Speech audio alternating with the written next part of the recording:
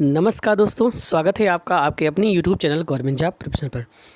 दोस्तों, आज की इस वीडियो सीरीज़ में हम लोग डिस्कस करेंगे राजस्व लेखपाल भर्ती परीक्षा 2015 में जो पेपर आया हुआ था, यानी 2015 में राजस्व लेखपाल भर्ती जो हुई थी ये पेपर है 13/9/2015 का, यानी 13 तारीख 9वां मंथ महीना और 2015 का जो पेपर मॉर्निंग शिफ्ट का जो हुआ था, तो वो कैसा पेपर हुआ था पूरा का पूरा कंप्लीट पेपर यहाँ पर मैं आपके सामने यहाँ पर डिस्कस करूँगा, ताकि आप आने वाले पीटी एग्ज़ाम या आने वाली जो लेखपाल की वैकेंसीज़ हैं उनके लिए एक आइडिया लगा सकेंगे कि किस तरह से क्वेश्चंस लेखपाल के क्वेश्चंस में पूछे जाते हैं और उनका क्या डिफ़िकल्टी लेवल रहता है।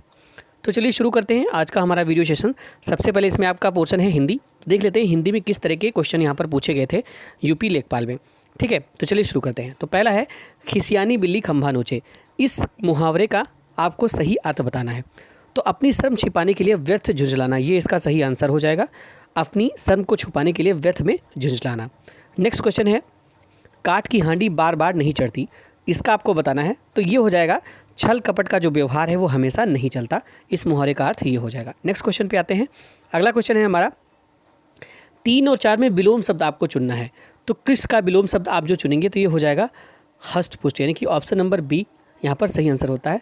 अगर कृष का अर्थ के बारे में बात करते हैं तो कृष का अर्थ होता है दुबला पतला, और इसका जो विलोम शब्द हो जाएगा यह हष्ट पुष्ट हो जाएगा। नेक्स्ट आपका जाता है अल्पज्ञ। तो अल्पज्ञ का जो विलोम होता है वो हो जाएगा सर्वज्ञ। ठीक है, अल्पज्ञ का विलोम क्या हो जाएगा? सर्वज्ञ। अगला देते हैं, नेक्स्ट क्वेश्चन की तरफ बढ़ते हैं। हमारा अगला क्वेश्चन है खूंटी शब्द का बहुवचन बताइए। तो खूंटी शब्द का जो बहुवचन होगा ये आपका हो जाएगा खूंटियाँ। ये सही है, इसमें आप ध्यान से इसको देखिएगा। निम्नलिखित अनेकार्थी शब्द का दूसरा अर्थ बताइए। तो इसमें अनेकार्थी है अज अजन्मा। ठीक है, जैसे अज का अजन्मा। निम्नलिखित अनेकार्थी शब्द का दूसरा अर्थ आपको बताना है। ठीक है, तो इसमें हो जाएगा अज अजन्मा। ये जो है इसका सही आंसर हो जाएगा ईश्वर। इसका सही आंसर क्या हो जाता है? ईश्वर। ये आपका एक अनेकार्थी शब्द है, तो इसका एक अर्थ बताना है। तो अज अजन्मा का मतलब होता है जिसका कभी जन्म और मृत्यु न हो, अर्थात ईश्वर के बारे में ऐसा कहा जाता है। नेक्स्ट क्वेश्चन देखते हैं। निम्नलिखित में से कौन सा तत्व वर्तनी की दृष्टि से शुद्ध है? तो वर्तनी की दृष्टि से इसमें शुद्ध वो है आपका प्रतिनिधि। बाकी सारे के सारे यहाँ पर गलत हैं। ठीक है, नेक्स्ट क्वेश्चन आता है 8 से 9 के वाक्यों में कुछ त्रुटियाँ हैं। त्रुटि वाले वाक्य की जिस भाग में त्रुटि हो उसके अनुरूप अक्षर ABC वाले गोले को काला करें। तो यानी कि त्रुटियाँ इसमें पहचानी किसमें इसमें गलती है। तो जैसे पहला हो गया कि विद्यालय में, ये पहला हो गया जलपान को उत्तम प्रबंध है। तो विद्यालय में जलपान का उत्तम प्रबंध है या जलपान के लिए उत्तम प्रबंध होगा, यानी जलपान को। ऑप्शन नंबर आपका बी यहाँ पर गलत हो जाता है, जलपान को नहीं होगा यहाँ पर। ठीक है, विद्यालय में जलपान का उत्तम प्रबंध है। ठीक है, ये आपका होना चाहिए आंसर। नेक्स्ट है मुझे रेलगाड़ी से यात्रा करना अच्छी लगती है। तो मुझे रेलगाड़ी से यात्रा करना अच्छी लगती है, यहाँ पर गलत हो जाएगा। मुझे रेलगाड़ी से यात्रा करना अच्छा लगता है। नेक्स्ट क्वेश्चन है निम्नलिखित में से कौन सा शब्द तत्सम है? तो इसमें से तत्सम आपको बताना है। तो देखिए आज, आँख, आगे सारे के सारे तद्भव शब्द होते हैं। अग्र जो है ये आपका तत्सम शब्द हो जाएगा, यानी ऑप्शन नंबर सी आपका सही आंसर यहाँ पर हो जाता है। नेक्स्ट क्वेश्चन है 11 से 12 में पर्वत की तलहटी को क्या बोलते हैं? ये काफ़ी कॉमन क्वेश्चन है UPSSC का, ये जो है अक्सर पूछा जाता है, तो इसे आप अच्छे से याद कर लें। जो पर्वत की तलहटी होती है उसको बोलते हैं उपत्यका, यानी कि ऑप्शन नंबर डी आपका सही आंसर हो जाता है। नेक्स्ट है कंजूसी से धन व्यय करने वाला को क्या कहलाता है? तो ये कहलाता है कृपण। कंजूसी से धन जो व्यय करने वाला व्यक्ति होता है उसे हम क्या बोलते हैं? कृपण बोलते हैं। अगर हम मितव्ययी की बात करते हैं कि मितव्ययी किसे बोलते हैं, तो अपनी सारी ज़रूरतों को कम खर्चे में पूरी करता है, उसे हम मितव्ययी कहते हैं। नेक्स्ट क्वेश्चन बढ़ते हैं 13 से 14 क्वेश्चन में देखते हैं क्या है।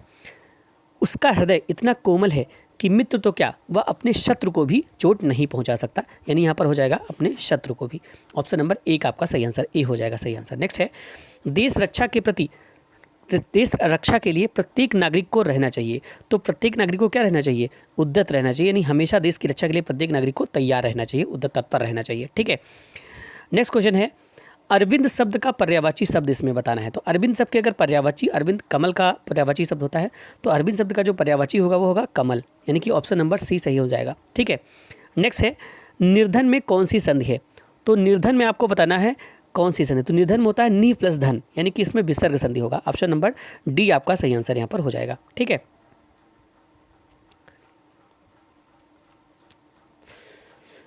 नेक्स्ट क्वेश्चन है देशांतर में कौन सा समास है? तो देशांतर में कर्मधारय समास होगा। देशांतर में कौन सा समास होगा? देशों के बीच अंतर जितने डिग्री दूरी उसे देशांतर कहते हैं, अर्थात देशों के बीच अंतर ही क्या कहलाता है? देशांतर। और इसमें कौन सा समास होगा? कर्मधारय समास। नेक्स्ट है अंबर पनघट में डूबो रही ताराघट उषा नागरी में कौन सा अलंकार है? तो यहाँ पर आपका रूपक अलंकार हो जाएगा। यहाँ पर देखिए रूपक और उपमा अलंकार और उत्प्रेक्षा अलंकार, इन तीनों में थोड़ा सा डिफरेंस ये होता है कि जो उपमा अलंकार होता है उसमें एक की दूसरे से उपमा दी जाती है। जैसे कि चरण के समान कमल, या सॉरी कमल के समान चरण, तो मतलब इसमें कमल के समान चरण अगर कह दिया तो इसमें मतलब एक सिंपल से मैं शब्दों अर्थ में बता रहा हूँ यहाँ पर कि अगर कहा जाए कि चरण के समान कमल के समान चरण, इसका मतलब आपकी जो चरणों की कंपेयर की गई है वो कमल से की गई है, तो यहाँ पर आपका उपमा हो जाता है, मतलब उपमा दी गई है किसकी? कमल की, चरणों की लिए। लेकिन अगर कहा जाए कि चरण ही कमल है, इसका मतलब जो उनके चरण हैं वो कमल हैं, उपमा नहीं दी गई, मतलब चरण को ही कमल बताया गया, तो उसमें हो जाता है रूपक, मतलब सीधे चरण को कमल का रूप दे दिया गया है। और जो उत्प्रेक्षा होता है उसमें मन मानो जनु जानो शब्द यूज किए जाते हैं, जैसे कि उनके चरण ऐसे हैं जैसे मानो कमल, तो ये मन मानो जनु जानो जहाँ पर होता है वहाँ उत्प्रेक्षा अलंकार हो जाता है। तो इससे आप अंदाजा लगा सकते हैं। नेक्स्ट है निम्नलिखित में से कौन सा तद्भव शब्द है? तो इनमें से जो तद्भव शब्द होता है ये है अमीय। ये क्या हो जाएगा? अमी। अमीय का मतलब होता है अमृत, तो ये आपका तद्भव शब्द है। बाकी सारे के सारे यहाँ पर तत्सम शब्द यूज किए गए हैं। नेक्स्ट आंसर क्या है? प्रत्येक 20 से 21 में लिखित वाक्यों में से सही वाक्य आपको चुनना है। तो इसमें सही वाक्य कौन सा होगा? तो पहला है तुलसी अवधि के श्रेष्ठ कवि और ब्रजभाषा के सूर हैं। दूसरा है तुलसी अवधि के श्रेष्ठ कवि हैं और सूर ब्रजभाषा के भाषी के। तुलसी और सूर अवधि और ब्रजभाषी के श्रेष्ठ कवि हैं। तुलसी और सूर क्रमशः अवधि और ब्रजभाषा के श्रेष्ठ कवि हैं, यानी कि ऑप्शन नंबर डी सही होगा। ये बिल्कुल यहाँ पर सही तरीके से ये यूज किया गया है, तो ऑप्शन नंबर डी आपका यहाँ पर सही आंसर हो जाता है। ठीक है, आगे बढ़ते हैं नेक्स्ट क्वेश्चन की तरफ। जीवन और साहित्य का निकट संबंध है, जीवन और साहित्य का घोर संबंध है, जीवन और साहित्य का घनिष्ठ संबंध है, ये आपका एकदम यहाँ पर सही आंसर हो जाता है। ठीक है, नेक्स्ट क्वेश्चन की तरफ बढ़ते हैं। करुण रस का स्थायी भाव क्या होता है? तो करुण रस का स्थायी भाव होता है शोक, यानी कि ऑप्शन नंबर आपका बी यहाँ पर सही आंसर हो जाता है। करुण रस का स्थायी भाव क्या होता है? शोक। वीर रस का स्थायी भाव होता है उत्साह। प्रेम या श्रृंगार रस का स्थायी भाव रति होता है और हास्य रस का स्थायी भाव हास्य होता है। मैं खाना खा चुका था, इस वाक्य में कौन सा भूतकालिक भेद है? तो इसमें होगा पूर्ण भूत।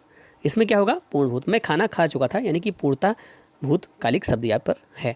नेक्स्ट है राजा सेवक को कंबल देता है, वाक्य में रेखांकित पद में कौन सा कारक है? तो सेवक को कंबल देता है यानी कि इसमें हो जाएगा संप्रदान कारक। कर्ता ने कर्म को कर्ण से के द्वारा तो इस तरह से आप ये याद कर सकते हैं, राजा सेवक को कंबल देता है, इसमें राजा से कंबल अलग होकर सेवक के पास जा रहा है, इसलिए यहाँ पर क्या होगा? संप्रदान कारक होगा। फिर है ठठेरा शब्द का लिंग परिवर्तन कीजिए। तो ठठेरा शब्द का जो लिंग परिवर्तित रूप होगा वो होगा ठठेरिन। ये हो जाएगा आपका ये वाला ऑप्शन नंबर ए, ठठेरिन सही यहाँ पर हो जाएगा। ठीक है, नेक्स्ट क्वेश्चन देखते हैं। तो कहाँ तक हो गया था? ये आपका क्वेश्चन नंबर 25 यहाँ पर कंप्लीट होता है। अब यहाँ पर देखिए अगले क्वेश्चन आपका मैथ का पोर्शन स्टार्ट हो जाता है, यानी 25 हिंदी के क्वेश्चन है, 25 मैथ्स के हैं, इसी तरह से 25 जीएस के क्वेश्चन होंगे, रीजनिंग के, और इस 25 जीएस के, और इसी तरह से फिर 25 आपका वो सामान्य जागरूकता का हो जाएगा, 25 फिर आपका ग्रामीण विकास से आपके क्वेश्चन पूछे जाते हैं। तो ये आपका यहाँ पर अब मैथ का पोर्शन यहाँ पर स्टार्ट होता है। तो मैथ का पोर्शन देखिए यहाँ पर क्या है, कहा गया कि यदि एक वृत्त की परिधि उसके व्यास से 8.6 सेंटीमीटर अधिक है तो वृत्त का व्यास क्या होगा? तो यहाँ पर कहा गया है कि अगर कोई वृत्त है उसकी जो परिधि है उसके व्यास से 18.6 सेंटीमीटर अधिक है। ठीक है, तो यहाँ पर अगर हम परिधि की बात करें, कोई वृत्त है, अगर ये वृत्त है और इसका सेंटर है और यहाँ से एक रेडियस है r, तो जो परिधि का फार्मूला होता है ये होता है 2πr, ये हो जाता है फार्मूला परिधि का। अब कहा गया है जो उसकी परिधि है उसके व्यास से, अब इसका व्यास क्या होगा? व्यास जो होता है वो रेडियस का दूना होता है, तो अगर ये रेडियस r है तो व्यास हो जाएगा 2r। तो ये जो है ये इसके 2r करें, उसके व्यास से 18.6 सेंटीमीटर अधिक है, तो इसमें अगर हम 18.6 सेंटीमीटर जोड़ दें और तो ये हमारा क्या बन जाएगा? 2πr, क्योंकि उसकी जो परिधि है वो अगर हम व्यास में 18.6 जोड़ दें तो हमें क्या मिल जाएगी? परिधि मिल जाएगी। यही तो कहा गया है कि यदि एक वृत्त की जो परिधि है उसके व्यास से 18.2 सेंटीमीटर अधिक है, तो इसका व्यास था 22r, और उसमें अगर हम 18.6 जोड़ देते हैं तो हमें क्या मिल जानी चाहिए? परिधि मिल जानी चाहिए। तो ये हमारा यहाँ पर हो जाएगा। अब इसको हम अगर सॉल्व करें तो यहाँ पर इधर हम सॉल्व कर लेते हैं, तो ये हो जाएगा 2πr। ये अगर 2r जो है यहाँ पर हम लाते हैं इसको इधर साइड पे, तो ये हो जाएगा माइनस का 2r, ये बराबर हो जाएगा 18.6, ये हो जाएगा 18.6। तो इस तरह से अगर हम यहाँ पर 2r कॉमन ले लें तो अंदर बचेगा π-1, क्या बचेगा? π-1, और इधर बचेगा 18 18.6। ठीक है, तो थोड़ा सा डिलीट करके फिर से करते हैं। तो यहाँ पर हो जाएगा 2πr, इसमें से और माइनस का 2r बराबर क्या आया था हमारा 18.6। इसमें से जब हम 2r कॉमन ले लेते हैं तो अंदर बचता है पाई माइनस 1 बराबर 18.6, ये हो जाता है। अब पाई की वैल्यू हम रख देते हैं, बाहर हमने लिया 2r, अंदर पाई की वैल्यू हो गई 3.14 और इसमें से -1 किया और ये बराबर हो गया 18.6, ये हो गया। अब 3.14 से अगर हम ये माइनस करेंगे तो 2r और ये हो जाएगा हमारा 2.16 बराबर हो जाएगा 18.6। तो अब ये चीज़ें क्या इधर मल्टीप्लाई में है, क्या है मल्टीप्लाई में है, तो उधर जाकर ये क्या हो जाएगा, ये उधर जाकर आपका डिवाइड में चला जाएगा। यानी कि यहाँ पर हमारा हो जाएगा 2r बराबर 18.6 और इधर डिवाइड में हो जाएगा 2.14, क्या हो जाएगा 2.14। ठीक है, तो इसमें हमें 82 पता करना था, यानी 2r ही पता करना है। तो इसको जब इससे हम कट करेंगे तो ये लगभग हमारा आ जाएगा 8.68। कितना आ जाएगा 8.68, यानी कि ऑप्शन नंबर ए आपका यहाँ पर सही आंसर हो जाता है। ठीक है, नेक्स्ट क्वेश्चन देखते हैं। नेक्स्ट हमारा क्वेश्चन है, दो संख्याओं का महत्तम समापवर्तक यानी कि HCF highest common factor and लघुत्तम समापवर्तक यानी कि एलसीएम लीस्ट कॉमन मल्टीपल, ये दोनों क्रमशः 12 और 2448 दे दिए गए हैं। यदि संख्याओं का अंतर 60 है तो संख्याओं का योगफल आपको बताना है। तो यहाँ पर संख्याओं का अंतर 60 दे दिया गया है और संख्याओं का योगफल आपको क्या करना है, बताना है। ठीक है, तो यहाँ पर देखिए हमारा एक फार्मूला होता है कि HCF इंटू LCM ये बराबर होता है संख्याओं का गुणनफल, यानी कि A इंटू बी। अगर हम ए संख्या A और B माने तो उनके अगर LCM और HCF का गुणा करें तो उन संख्याओं के गुणनफल के बराबर होना चाहिए। ठीक है, ये होगा, यानी कि इस हिसाब से देखा जाए तो ये हमारा LCM इंटू HCF ये जो होगा ये बराबर हो जाएगा 12 इंटू संख्याएँ जो हैं 24, 4, 8 इसके बराबर हो जाएगा। ठीक है, अब हमारे पास एक फार्मूला होता है, जैसे इन्होंने सॉल्व किया ऐसे ही हम कर लेते हैं।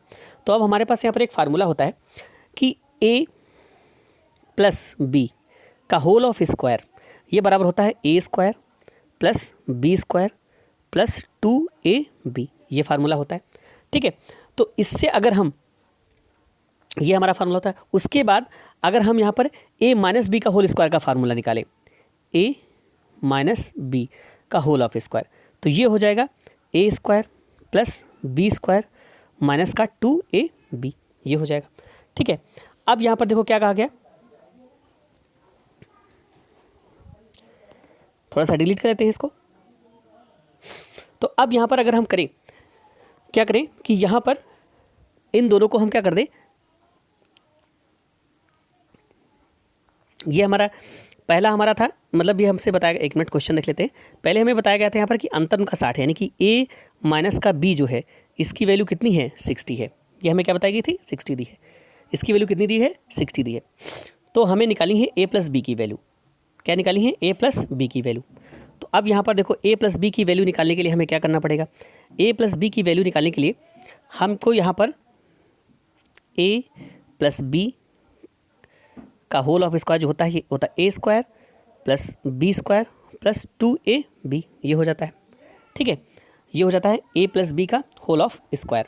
ठीक है, अब यहाँ पर अगर हम इन दोनों को क्या कर देते हैं, सॉल्व करते हैं, मतलब इन दोनों को हम अगर माइनस करते हैं, क्या करते हैं इन इक्वेशंस को हम क्या कर देते हैं माइनस, यहाँ पर थोड़ा सा कर लेते हैं, पहले सही से कर लेते हैं। यहाँ पर a प्लस बी का होल ऑफ स्क्वायर बराबर a square plus b square plus 2ab। दूसरा हमारा है a माइनस बी का होल ऑफ स्क्वायर बराबर a square plus b square और माइनस का 2ab। इन दोनों को हम माइनस कर देते हैं, तो माइनस करने पर ये हमारा क्या हो जाएगा माइनस, ये हमारा माइनस, ये माइनस और ये प्लस। तो यहाँ पर हो जाएगा a प्लस बी का whole of square minus a minus B का होल ऑफ स्क्वायर और ये हमारा बन जाएगा,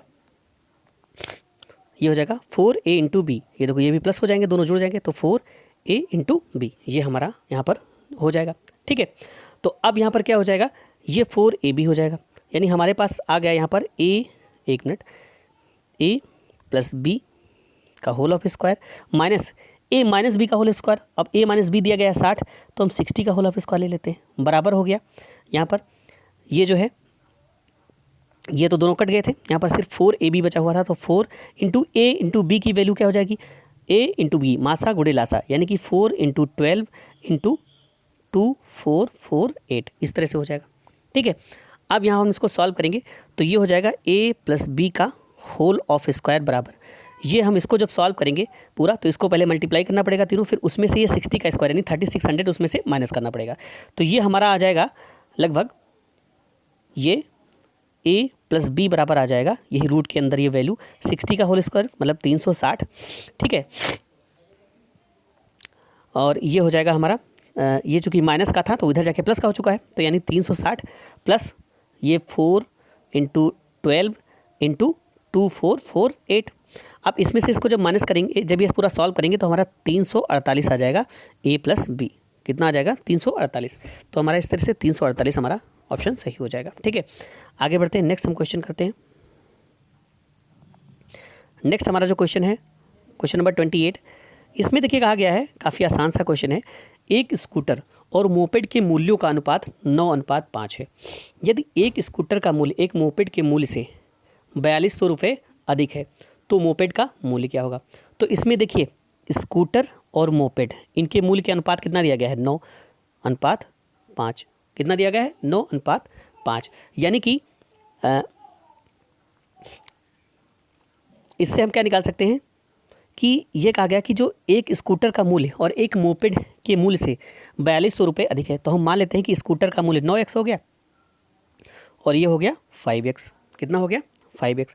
तो इसमें यह कहा गया कि जो स्कूटर का मूल्य है वो मोपेड के मूल्य से 4200 अधिक है, यानी कि 9x माइनस 5x ये कितना है, 4200। कितना है, 4200। तो इससे x की वैल्यू निकाल सकते हैं, यानी कि 4x बराबर 4200। तो इससे x कितना आ जाएगा, x बराबर आ जाएगा 4200/4। तो इसको जब करेंगे तो 4 एकम 4 और 4 पंचे 20। ठीक है, यानी कि ये आ जाएगा हमारा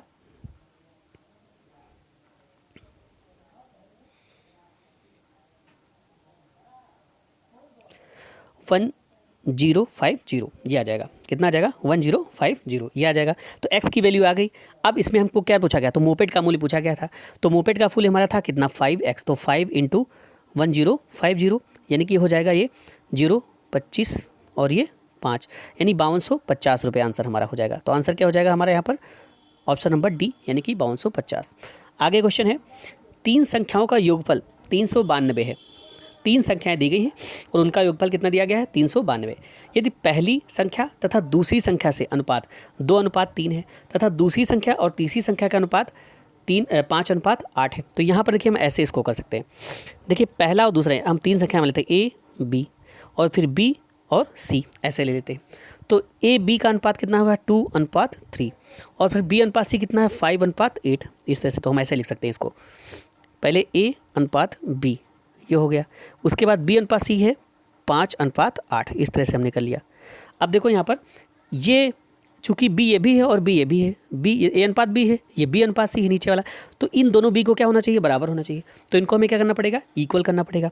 तो इक्वल करने के लिए हम ऊपर क्या कर सकते हैं, 5 से मल्टीप्लाई, और नीचे क्या कर सकते हैं, 3 से मल्टीप्लाई। तो अब हमारा रेशियो क्या बन जाएगा, ये 10 और अनुपात 15। अब ये भी नीचे वाला 15 हो गया और ये 8 या 24, तो यानी कि तीनों का अनुपात आ गया, ए अनुपात बी अनुपात सी, ये आ गया 10, 15, 24। ठीक है, तो 10, 15, 24 इसको अगर हम जोड़ते हैं तो ये हमारा कितना बनता है, 25 और 24, यानी कि ये बनता है 49। कितना बन जाता है, 49। तो ये हो जाएगा हमारा 49। तो ये जो 49 है ये किसको दिखा रहा है, तीनों का अनुपात यानी 392 दिखा रहा है, यानी एक का कितना हो जाएगा, एक के लिए हो जाएगा 392/49। तो एक का आ जाएगा 392/49, तो ये आ जाएगा एक बराबर, एक अनुपात जो है वो 8 के बराबर हो जाएगा। एक अनुपात किसके बराबर हो जाएगा, 8 के बराबर हो जाएगा। तो हमारा अनुपात क्या आया था, ये बी सी का 10, 15 और कितना आया था, 10, 15 और 24 ये आया हुआ था। अब हमसे पूछा गया तो तीसरी संख्या क्या होगी, तो 24 आया और एक 8 के बराबर है, तो 24 कितने के बराबर हो जाएगा, 8 × 24, तो 8 चौक 32 का 2 और 8 दूना 16 और 8 2 जा 16 और 3 192। इस तरह से आंसर हमारा क्या हो जाएगा, सही 192, यानी कि ऑप्शन नंबर बी आपका सही आंसर हो जाएगा। नेक्स्ट क्वेश्चन देखते हैं, एक त्रिभुजाकार खेत का परिमाप दिया गया है 540 मीटर और इसकी भुजाओं का जो अनुपात है वो दिया गया है इतना, तो इसका क्षेत्रफल निकाला है। तो यहाँ पर बहुत आसान सा क्वेश्चन है। परिमाप का मतलब क्या होगा, इन तीनों भुजाओं को जोड़ दें। तो अगर इनका अनुपात दिया गया है तो हम मान लेते हैं कि जो पहला हो जाएगी भुजा 5x प्लस दूसरी हो जाएगी 12x और तीसरी हो जाएगी 13x, और इनका पूरा का सम कितना दिया गया है 540, क्योंकि परिमाप जो होता है क्या होता है, सारी भुजाओं का सम।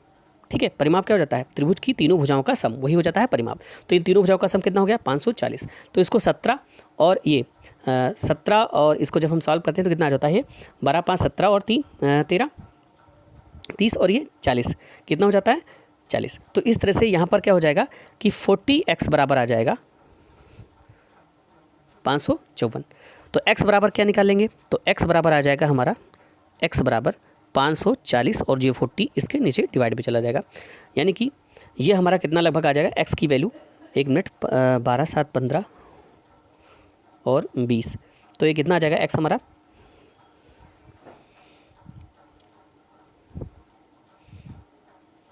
एक मिनट जोड़ने में क्या कुछ मिस्टेक हुई है, यहाँ पर देख लेते हैं। x बराबर हो जाएगा ये 5 17 30, अच्छा 30 होगा, 30 होगा, सॉरी, यहाँ पर कितना होगा 30। तीनों का सम 15 5 12 17 और 13 30, तो 30 से कट करेंगे इसको, तो ये होगा 18 3 54 होता है, यानी कि 18 आ जाएगा। x बराबर कितना आ जाएगा 18। तो x बराबर अब 18 आ चुका है। अब हमसे क्या कहा गया कि इस खेत का क्षेत्रफल निकालना है। क्या निकालना है, क्षेत्रफल। तो क्षेत्रफल निकालने के लिए हमारे पास फार्मूला होता है, क्या होता है, अब ये आ गया 18, x बराबर आ गया 18, क्या आ गया है 18। तो अब क्षेत्रफल निकालने के लिए हमारे पास फार्मूला होता है, पहले तो हीरोन्स फार्मूला के थ्रू हम निकालते हैं। यहाँ पर देखिए कोई दूसरा फार्मूला लगा सकते हैं अगर, तो देखिए 12 5 17 और x बराबर आ गया है 18, तो 18 से सबको तो मल्टीप्लाई करना है, लेकिन 12 5 12 और 13 देखते क्या एक ट्रिपलेट बनता है। तो देखिए 13 का होता है 169 प्लस 12 का होता है 13 का होता है 169 और माइनस 144, अगर इसमें से माइनस करते हैं तो ये हो जाता है 5 और ये हो जाता है 245, यानी कि ट्रिपलेट बना है। ये एक राइट एंगल ट्रायंगल है। ये कौन सा ट्रायंगल है, राइट एंगल ट्रायंगल है। तो इसमें क्या होता है, बेस इंटू हाइट इसका फार्मूला हो जाएगा। तो ये बन जाएगा, इसका कोई भी इसमें एक बेस ले लेंगे और दूसरी इसमें हाइट ले लेंगे, यानी कि हमारा आंसर हो जाएगा 1/2 इंटू 5 गुणे 18, क्योंकि 18 तो हमारा वो आया था, गुणे 12 गुणे 18।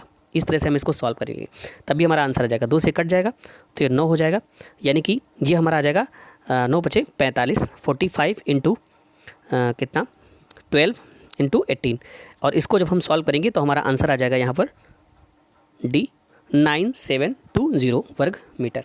ठीक है, नेक्स्ट क्वेश्चन हमारा देखते हैं। अगला क्वेश्चन, एक आयताकार, देखिए इसमें से आपको क्वेश्चन बताते हुए नहीं बन रहा है, क्योंकि यहाँ पर हमारे पास पेन पेपर नहीं होने की वजह से सही से एक्सप्लेन नहीं कर पा रहे हैं आपको, तो आप आंसर पर ध्यान दीजिएगा, और अगर आप चाहते हैं तो इसका सोल्यूशन मैं अच्छे से किसी दिन आपको समझा दूंगा।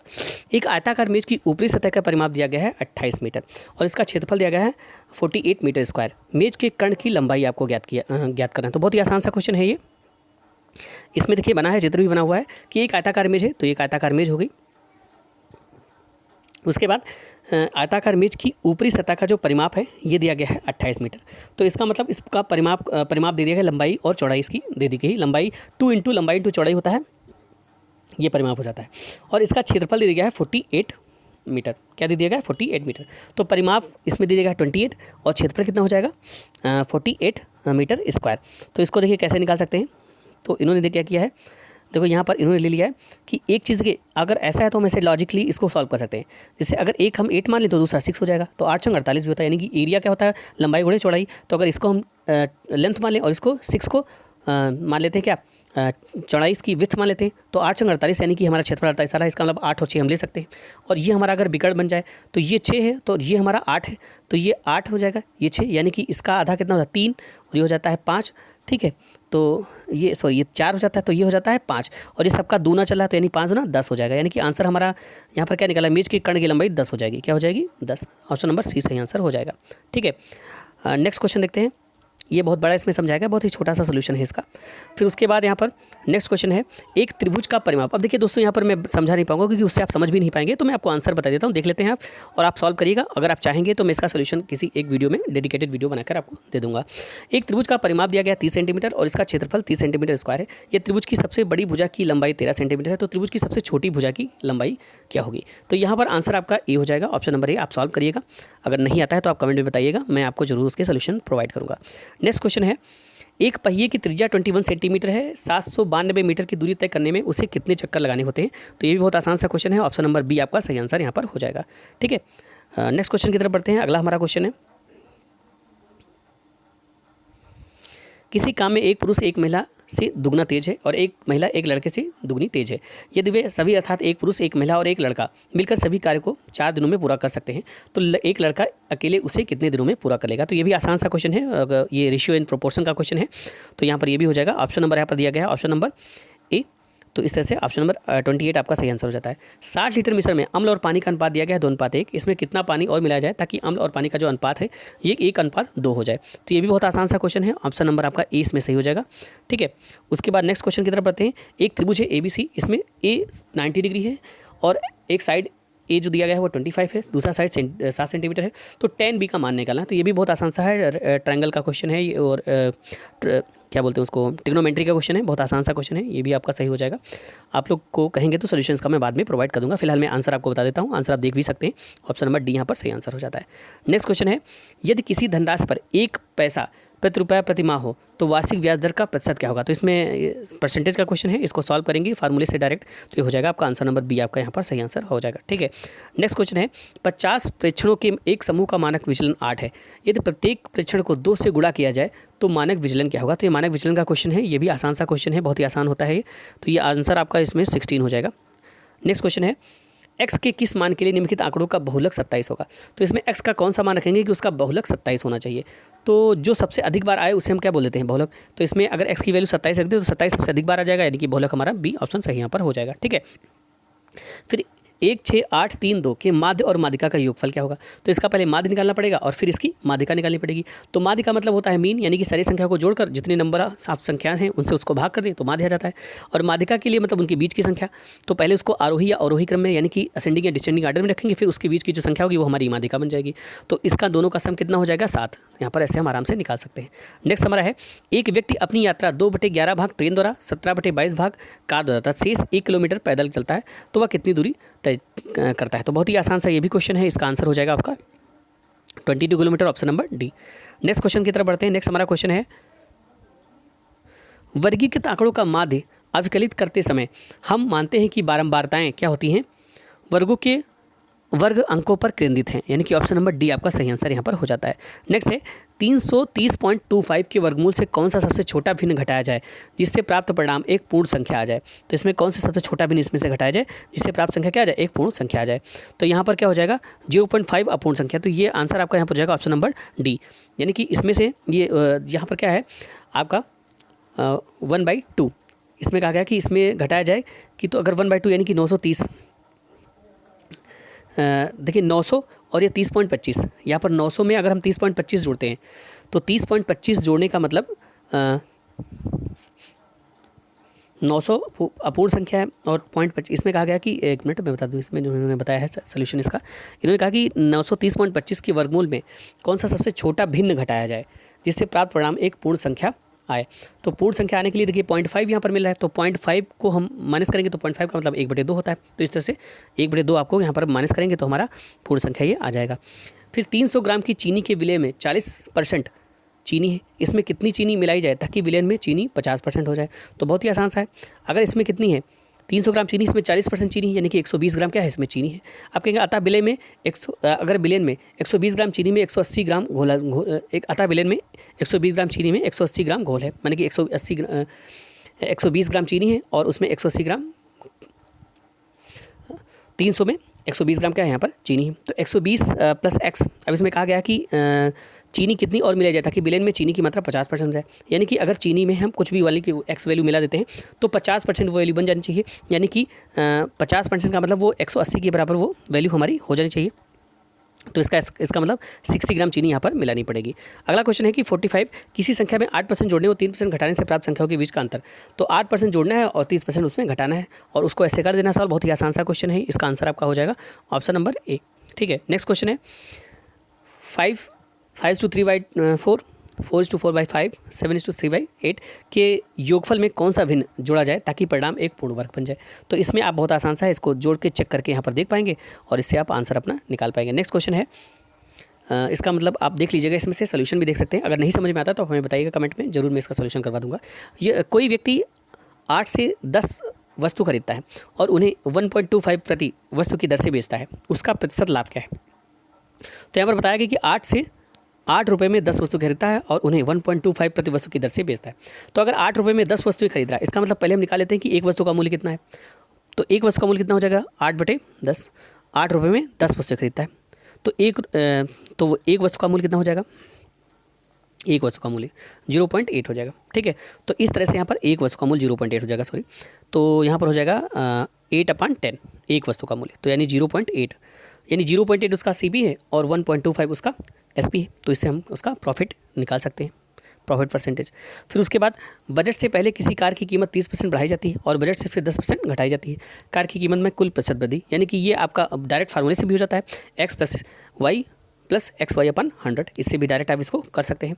और अगर इसे नहीं करें तो इसमें कहा गया कि बजट से पहले किसी कार की कीमत 30% बढ़ाई जाती है और फिर उसी कार की कीमत 30% घटाई जाती है। कार की कीमत में कुल परसेंटेज वृद्धि आपको निकाली है। तो इसमें बहुत ही आसान सा है। मान लेते हैं हम कार की कीमत अगर 100 रुपये है, पहले मान लेते हैं, ठीक है। तो बजट से पहले किसी कार की कीमत कितनी बढ़ाई गई?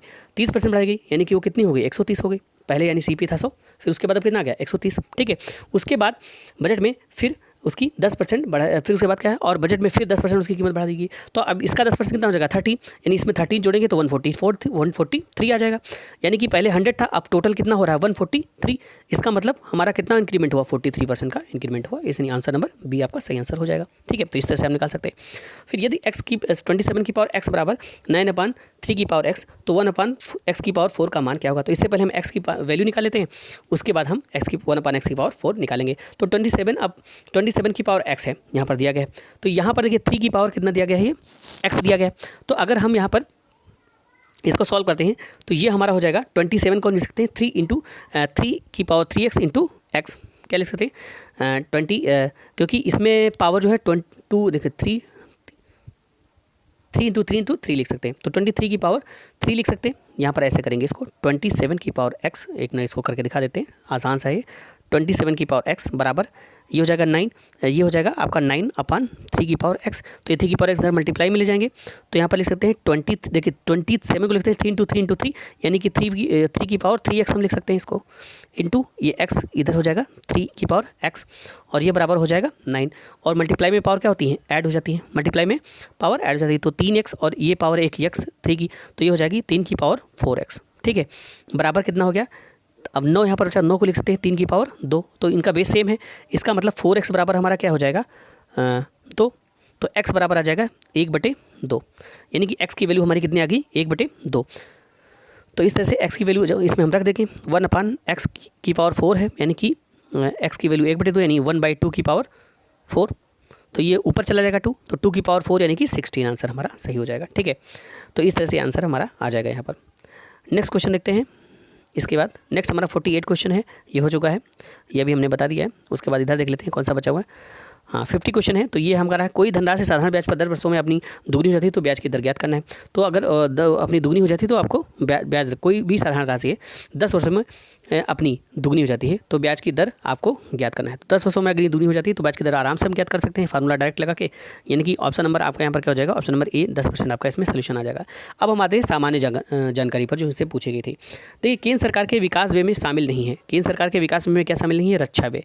ये विकास व्यय में शामिल हमारा नहीं होता है, क्योंकि इससे कोई विकास नहीं होता है, ये देश की सुरक्षा के लिए खर्च किया जाता है। नेक्स्ट है, हमारे रुधिर में ऑक्सीजन का परिवहन एक प्रोटीन द्वारा होता है जिसका नाम है, तो प्रोटीन जो होता है वो होता है हीमोग्लोबिन। हीमोग्लोबिन के द्वारा हमारे शरीर में ऑक्सीजन का परिवहन होता है। ठीक है, नेक्स्ट क्वेश्चन है, अंतर्राष्ट्रीय गमन माइग्रेशन क्या है? अंतर्राष्ट्रीय गमन यानी कि माइग्रेशन क्या है? तो देशों के बीच में लोगों का संचयन, यही हमारा अंतर्राष्ट्रीय गमन, देशों के बीच में लोगों का संचयन, यही हमारा सही आंसर हो जाता है। नेक्स्ट है, सॉफ्ट बैंक और फॉक्सकॉन टेक्नोलॉजी ग्रुप ने एक संयुक्त उपक्रम SBG क्लीन टेक बनाया है जो ग्रीन एनर्जी प्रोजेक्ट में 10 वर्षों से लगभग 20 बिलियन का निवेश करेगा। तो ये आपका उसमें करंट का क्वेश्चन है, भारत एंटरप्राइजेस। ठीक है, नेक्स्ट क्वेश्चन है, नेपाल भूकंप त्रासदी के दौरान भारत सरकार द्वारा संचालित किए गए बचाव कार्य को, रेस्क्यू ऑपरेशन को कौन सा नाम दिया गया था? तो बहुत ही आसान सा है, ऑपरेशन मैत्री इसका नाम दिया गया था। जैसा आपको पता कि जो भूकंप आया था नेपाल में, अभी नहीं, मतलब 2015 में आया हुआ था। लोकसभा चुनाव के लिए उम्मीदवार बनने की न्यूनतम उम्र क्या होनी चाहिए? तो लोकसभा के लिए उम्मीदवार 25 साल होना चाहिए। कितना होना चाहिए? 25 साल। ऑप्शन नंबर बी सही आंसर हो जाएगा। नेक्स्ट है, 16 अगस्त 1946 को प्रत्यक्ष कार्यवाही दिवस मनाया गया। तो ये कब मनाया गया था? ये आपका मुस्लिम लीग के द्वारा प्रत्यक्ष कार्यवाही दिवस मनाया गया था 16 अगस्त 1946 को मुस्लिम लीग के द्वारा प्रत्यक्ष कार्यवाही दिवस के रूप में मनाया गया था। ठीक है, नेक्स्ट है चौरी चौरा की घटना कब हुई थी? तो चौरी चौरा की जो घटना है ये आपका 5 फरवरी 1922 को हुई थी। बहुत ही आसान से क्वेश्चन है, डेट बाय डेट पूछे गए, सिंपल से क्वेश्चन है। नेक्स्ट क्वेश्चन आपका है निम्नलिखित में सबसे अधिक ऋण विद्युतीय तत्व कौन सा है? तो सबसे अधिक ऋण विद्युतीय तत्व होता है fluorine, option number A F हो जाता है, जिसका एटॉमिक नंबर होता है 9। ठीक है, नेक्स्ट क्वेश्चन है किस देश ने कोपा अमेरिका 2015 जीता? तो ये करंट का क्वेश्चन है, चिली ने जीता था। नेक्स्ट क्वेश्चन देखते हैं निम्नलिखित में से कौन कैबिनेट स्तर का होता है? तो इसमें कैबिनेट स्तर का कौन होता है? तो ये हो जाएगा विपक्ष का नेता, जो कि कैबिनेट स्तर का होता है। नेक्स्ट क्वेश्चन देखते हैं प्रायद्वीपीय भारत का दक्षिणी छोर कन्याकुमारी स्थित है। तो ये कन्याकुमारी कहाँ पर स्थित है? ये आपका होगा भूमध्य रेखा के दक्षिण में स्थित है। कहाँ पर स्थित है? भूमध्य रेखा के दक्षिण में। भूमध्य रेखा के दक्षिण में नहीं है, भूमध्य रेखा के ऊपर। देखिए हमारी जो भूमध्य रेखा है, तो जैसे ये अर्थ है, इसके बाद ये हो जाती है भूमध्य रेखा और भारत कहीं यहाँ पर आता है और इसके यहाँ पर भारत आता है। तो इसका मतलब ये भारत है, तो इसका जो दक्षिणी छोर है ये भूमध्य रेखा के क्या होगा? ऊपर स्थित होगा, क्योंकि भारत जो है उत्तरी पूर्वी जो है गोलार्ध में आता है। भारत किस में आता है? उत्तरी पूर्वी गोलार्ध, मतलब उत्तर दिशा में और पूर्वी दिशा में भारत हमारा आता है। तो ये हमेशा भूमध्य रेखा के ऊपर ही रहता है। तो आंसर आपका हो जाएगा बी, भूमध्य रेखा के ऊपर में। नेक्स्ट है वह कौन सा स्थान है जहाँ अंतिम मुगल सम्राट बहादुर शाह जफर की मृत्यु हुई? तो बहादुर शाह जफर की मृत्यु कहाँ हुई थी? रंगून में हुई थी। ठीक है, नेक्स्ट क्वेश्चन है सविनय अवज्ञा आंदोलन का मुख्य उद्देश्य क्या था? तो इसका जो मुख्य उद्देश्य था वो था नमक कर के विरुद्ध यह आंदोलन चलाया गया था, सविनय अवज्ञा आंदोलन। नेक्स्ट क्वेश्चन है भारत की उच्चतम वार्षिक वर्षा कहाँ पर दर्ज की जाती है? तो ये आपका मासिंडा मेघालय में सबसे ज़्यादा वर्षा यहाँ पर दर्ज की जाती है। ठीक है, नेक्स्ट क्वेश्चन देखते हैं एनपीपी से क्या अभिप्राय है? तो एनपीपी से अभिप्राय है आपका नेशनल पॉपुलेशन पॉलिसी, यानी कि ऑप्शन नंबर ए आपका सही आंसर हो जाता है। नेक्स्ट है हाल ही में अंतर्राष्ट्रीय क्रिकेट काउंसिल के अध्यक्ष के रूप में किसे नियुक्त किया गया? तो उस समय के जो अध्यक्ष थे वो थे जहीर अब्बास। इस समय कौन है आपको बताना है कमेंट बॉक्स में। नेक्स्ट है जून 2015 के चौथे सप्ताह में 2 उद्यमियों और उनके नागरिक निकायों के बीच अवशिष्ट प्रबंध पर समझौता कहाँ हुआ था? तो ये भी उसी समय का क्वेश्चन है, असम इसका सही आंसर है। नेक्स्ट है उच्छादन अनावरण पर किसी पदार्थ का वायु से नमी का अवशोषण करने की गुण को क्या कहा जाता है? तो इसे हम बोल देते हैं प्रस्वेदन। क्या बोल देते हैं? प्रस्वेदन। ऑप्शन नंबर ए आपका सही आंसर हो जाता है। नेक्स्ट क्वेश्चन देखते हैं दालें किसका अच्छा स्रोत होती है? बहुत ही आसान सा क्वेश्चन है, प्रोटीन का अच्छा स्रोत होती हैं दालें। ऑप्शन नंबर ए आपका सही आंसर हो जाएगा। चावल होता है कार्बोहाइड्रेट का। ठीक है, उसके बाद नेक्स्ट है मथुरा, डिगबोई और पानीपत में परिष्करण शालाएँ किसके द्वारा स्थापित की गई थी? तो ये स्थापित की गई थी इंडियन ऑयल कॉर्पोरेशन लिमिटेड के द्वारा। नेक्स्ट है निम्नलिखित में से किसको संविधान की आत्मा के रूप में माना गया है? तो संविधान की आत्मा के रूप में उसका प्रस्तावना होता है, शायद यही है। हाँ, तो इसका ऑप्शन हो जाएगा ऑप्शन नंबर सी, प्रस्तावना। नेक्स्ट है शतपथ ब्राह्मण और तैत्रीय ब्राह्मण के ब्राह्मण मूल पाठ हैं। तो ये आपके हैं यजुर्वेद के, शतपथ ब्राह्मण और तैत्रीय ब्राह्मण ये यजुर्वेद के मूल पाठ हैं। नेक्स्ट है ढालू सड़क पर पत्थर लुढ़काना ऊपर की ओर उठाने से अधिक आसान होता है, क्योंकि पत्थर को लुढ़काने में किया गया कार्य इससे उठाने की अपेक्षा कम होता है। दोनों में किया गया कार्य समान होता है, किंतु लुढ़काने में कार्य करने की दर कम होती है। पत्थर को लुढ़काने में किया गया कार्य इससे उठाने की अपेक्षा अधिक सरल होता है। पत्थर को उठाने में, इसमें सही पहले हो जाएगा क्योंकि पत्थर को लुढ़काने में उसको घसीटने की अपेक्षा काम उसमें कम करना पड़ता है, इसलिए ऑप्शन नंबर ए ही आपका सही आंसर हो जाएगा। नेक्स्ट है इसमें घर्षण की कहानी चलती है। निम्नलिखित में से कौन सी समिति ने मूल कर्तव्य को संविधान में सम्मिलित करने का सुझाव दिया था? तो कौन सी समिति ने सबसे पहले दिया था? ये दिया था स्वर्ण सिंह समिति ने मूल कर्तव्यों को संविधान में सम्मिलित करने का सुझाव दिया था और 1976 के 42वें जो संविधान संशोधन होता उसके द्वारा सरदार स्वर्ण सिंह समिति की सिफारिश पर यहाँ पर इसमें संशोधन भी किया गया था। ठीक है, नेक्स्ट क्वेश्चन है ग्रामीण विकास। अब जाते हैं लास्ट इसका जो पोर्शन है स्वच्छ भारत मिशन ग्रामीण के अंतर्गत ग्रामीण क्षेत्रों में शौचालय के निर्माण के लिए नवंबर 2014 में उत्तर प्रदेश ने करोड़ रुपए का प्रावधान किया है। तो कितने करोड़ रुपए का? ये आपका हो जाएगा 685 करोड़ रुपए का प्रावधान किया। नेक्स्ट है भारत की जनगणना 2011 के अनुसार उत्तर प्रदेश का प्रति वर्ग किलोमीटर जनसंख्या घनत्व क्या है? तो इसका जो जनसंख्या घनत्व है वो है 829। यहाँ पर पूछा गया उत्तर प्रदेश। तो देखिए उत्तर प्रदेश स्पेशल का पेपर है, तो उत्तर प्रदेश से भी कुछ क्वेश्चंस रहते हैं, तो उनको आपको ध्यान में रखना, खासकर उसकी जनसंख्या को अच्छे से आपको पढ़ना है। नेक्स्ट क्वेश्चन है राष्ट्रीय ग्रामीण पेयजल कार्यक्रम के अंतर्गत 2022 तक देश में हर ग्रामीण व्यक्ति को उनके घरेलू परिसरों में या उनके घरों से क्षैतिज या ऊर्ध्वाधर दिशा में 50 मीटर की दूरी से कम पर कितने लीटर प्रति व्यक्ति प्रतिदिन पेयजल का उपलब्ध होना चाहिए? तो ये होना चाहिए 70 लीटर। ठीक है, नेक्स्ट क्वेश्चन है उत्तर प्रदेश में 75 जिलों सहित कितने प्रमुख मंडल्स हैं? तो ये आपका आंसर यहाँ पर दिया गया है ऑप्शन नंबर सी 18 मंडल। ठीक है, नेक्स्ट है सामाजिक वानिकी कार्यक्रम का उद्देश्य निम्नलिखित में से सभी क्षेत्रों में बड़े पैमाने पर वृक्षारोपण है सिवाय फसल के लिए अनुपयुक्त सार्वजनिक भूमि, नगरीय औद्योगिक संपदाओं में सड़कों तक एवं रेल पटरियों के साथ साथ निम्नीकरण वन आरक्षित क्षेत्रों में। तो इसमें आपका सही आंसर हो जाएगा, ये इसका आंसर हो जाएगा ऑप्शन नंबर बी नगरीय औद्योगिक संपदाओं में। ठीक है, आगे बढ़ते हैं नेक्स्ट क्वेश्चन की तरफ। नेक्स्ट क्वेश्चन है उत्तर प्रदेश में किस वर्ष में MGNIEGA यानी कि जो आपकी है महात्मा गांधी भी, तो तो ये आपका यहाँ पर आंसर इसका कब ये स्टार्ट हुआ, तो ये हो जाता 2006 में, ठीक है, 2 फरवरी 2006 में, ठीक है, MG नरेगा जिसे बोलते हैं, ठीक है। उसके बाद क्षेत्रफल की दृष्टि से उत्तर प्रदेश का भारत के राज्यों में कौन सा स्थान है, तो क्षेत्रफल की दृष्टि से उत्तर प्रदेश का भारत में ये जो है चौथा स्थान है क्षेत्रफल की दृष्टि से, ठीक है। नेक्स्ट क्वेश्चन देखते हैं, अगला हमारा क्वेश्चन है, नेक्स्ट क्वेश्चन है 9वीं पंचवर्षीय योजना 1997 से 2002 में ग्रामीण क्षेत्रों में BPL के लिए निश्चित की गई वार्षिक पारिवारिक आय का स्तर क्या है, तो ये हमारा है ऑप्शन नंबर सी 20,000 रुपये, ठीक है। नेक्स्ट है उत्तर प्रदेश में प्रमुख रेल इंजन संयंत्र कहाँ पर स्थापित किया गया है, तो रेल इंजन संयंत्र मुगलसराय क्षेत्र में है। उसके बाद उत्तर प्रदेश राजमार्ग भू नियंत्रण अधिनियम किस वर्ष में पारित किया गया, तो ये आपका किया गया था 1945 में। नेक्स्ट क्वेश्चन देखते हैं, अंबेडकर विशेष रोजगार योजना के अंतर्गत सामान्य श्रेणी अभ्यर्थियों के लिए उपलब्ध कराई गई लागत प्रतिशतता एवं अधिकतम आर्थिक सहायता सब्सिडी धनराशि क्या है, तो ये है आंसर आपका इसका 25% 7500 रुपये, ठीक है। नेक्स्ट है मध्याह्न भोजन कार्यक्रम मिड डे मील के अंतर्गत मध्याह्न भोजन के पकाने परोसने व उपभोग करने में स्वच्छता का ध्यान रखने के लिए जांच पड़ताल कितनी अवरत करनी चाहिए, तो ये दैनिक होनी चाहिए, यानी कि ऑप्शन नंबर ए आपका सही आंसर होगा, ठीक है। नेक्स्ट है क्वेश्चन, एक ग्राम पंचायत में महिलाओं के लिए कितनी प्रतिशत पद आरक्षित होने चाहिए, तो ये होना चाहिए 33%, यानी कि ऑप्शन नंबर ए आपका सही आंसर हो जाता है। नेक्स्ट क्वेश्चन देखते हैं, उत्तर प्रदेश राज्य के वित्तीय स्वास्थ्य की देखरेख तथा सरकारी लेन देन में पारदर्शिता लाने के लिए कौन सी वेबसाइट तैयार की गई, तो ये आपका उत्तर प्रदेश करंट अफेयर्स का हो जाएगा, ये कोशवानी। नेक्स्ट क्वेश्चन, मध्य भारत में 1 बीघा कितने हेक्टेयर के बराबर होता है, तो ये आपका आंसर हो जाएगा ऑप्शन नंबर 1 0.2529 हेक्टेयर, ठीक है। उसके बाद नेक्स्ट है कौन से शास्त्रीय नृत्य रूप का उत्तर प्रदेश में उद्भव हुआ, तो इसका उद्भव किसका हुआ था, ये हुआ था कथक का, यानी कि ऑप्शन नंबर सी आपका सही आंसर हो जाता है। नेक्स्ट है जमाबंदी से क्या तात्पर्य है, तो जमाबंदी से क्या तात्पर्य होता है, जमाबंदी से तात्पर्य होता है भू अधिकारियों के प्रलेख। नेक्स्ट है SGSY का पूर्ण रूप क्या है, SGSY, तो ये आपका हो जाता है ऑप्शन नंबर ए स्वर्ण जयंती ग्राम स्वरोजगार योजना। नेक्स्ट है अगला क्वेश्चन, किस मंडल को विश्व के उत्कृष्ट कालीन उद्योगों का केंद्र माना जाता है, तो बहुत ही आसान सा क्वेश्चन है, मिर्जापुर को कालीन का आपका माना जाता है उत्कृष्ट। उसके बाद नेक्स्ट आ जाता है हमारा उत्तर प्रदेश में लिंगानुपात वर्ष 2001 से 998 में वर्ष 2011 में तक पहुंच गया, तो कहाँ पर पहुंच गया, ये हो गया 912, ऑप्शन नंबर सी। उसके बाद उत्तर प्रदेश के किस प्रकार की सबसे अधिक संख्या है, तो उत्तर प्रदेश में किस प्रकार की मिले सबसे अधिक संख्या में है, तो किस प्रकार की मिले सबसे अधिक संख्या में, ये आपकी चीनी मिले सबसे अधिक संख्या में। नेक्स्ट है BPL सूचियों से छूटे हुए BPL परिवारों को लाभ पहुंचाने के लिए कौन सी योजना प्रारंभ की गई है, तो ये आंसर आपका हो जाएगा option number A Samajwadi pension scheme, उस समय की स्कीम चलाई गई थी। नेक्स्ट है निम्नलिखित में से कौन सा एक उत्तर प्रदेश राज्य के अधीनस्थ न्यायिक सेवा के रूप में कार्य करता है, तो ये आपका हो जाएगा इटावा जिला न्यायालय। नेक्स्ट है ब्रिटिश शासन के दौरान उत्तर प्रदेश में भूमि पंजीकरण किस अधिकारी द्वारा किया जाता था, तो ये किया जाता था लेखपाल के द्वारा, ऑप्शन नंबर सी। नेक्स्ट है राज्यसभा में कितनी सीटें उत्तर प्रदेश हैं, तो बहुत ही आसान सा क्वेश्चन है, option number D 31 seat Rajya Sabha में। तो ये यहाँ पर दोस्तों हमने पूरा कंप्लीट पेपर यहाँ पर डिस्कस कर लिया है, जो कि राजस्व लेखपाल 2015 का था। तो इससे आप लोग एक आइडिया लगा सकते हैं कि आपका पेपर किस तरह के लेवल का है और कितने क्वेश्चन आपके यहाँ पर सही निकल सकते हैं, कितने मार्क्स आप गेन कर सकते हैं। तो इसी सीरीज में हम लोग और भी इसके इसका जो अगली शिफ्ट का जो पेपर है वो भी डिस्कस करेंगे, और चकबंदी लेखपाल के जो भी कुछ पेपर्स हैं वो भी हम लोग डिस्कस करेंगे। तो आप इसे ज़्यादा से ज़्यादा शेयर करिएगा। मिलते हैं इसी सीरीज़ के नए वीडियो के साथ, अब तक के लिए थैंक्स फॉर वॉचिंग।